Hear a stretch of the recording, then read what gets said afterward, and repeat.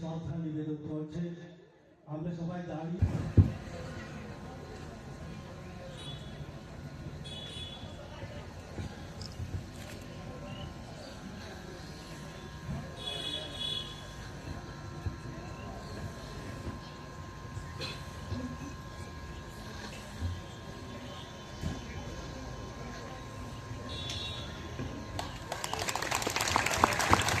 রাষ্ট্রীয় স্যালুট সালামে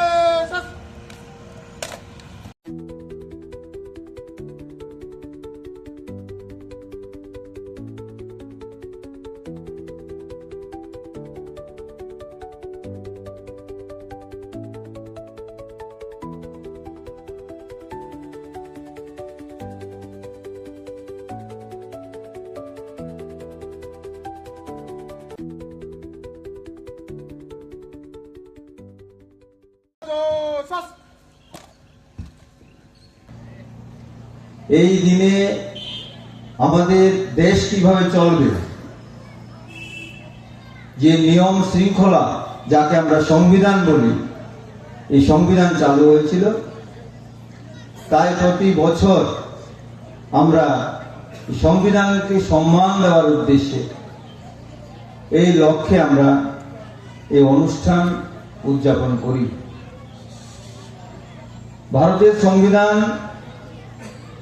আমাদের স্বাধীনতার, মানুষের স্বাধীনতার সমস্ত কিছু, কিভাবে দেশ চলবে, কিভাবে মানুষ চলবে, তাদের অধিকার, তাদের সমস্ত কিছু বর্ণনা করা হয়েছে। সেই অনুসারে আমাদের দেশ চলছে। ভারতবর্ষ পৃথিবীর মধ্যে সর্বশ্রেষ্ঠ গণতান্ত্রিক দেশ, এটা আমরা সবাই জানি। A government of the people, for the people, by the people. জনগণই এই সংবিধানের মূল এবং জনসাধারণের সরকার,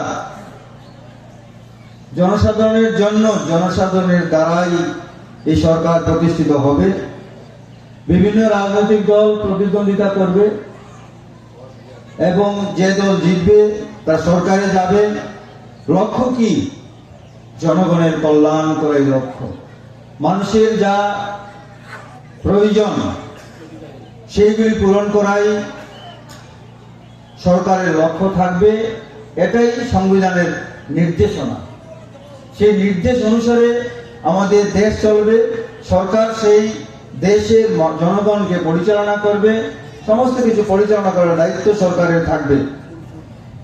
সরকারের যা ত্রুটি বিচ্যুতি থাকবে, তা বিরোধী দল যারা থাকবেন সংবিধান অনুসারে তারা ত্রুটি বিচ্যুতি তুলে ধরবেন এবং সেইগুলি উভয়ে মিলে, সবাই মিলে দেশের মঙ্গল কিভাবে হবে, জনগণের কল্যাণ কিভাবে হবে, এগুলি নির্ধারিত হবে এবং সেই অনুসারেই দেশ চলবে।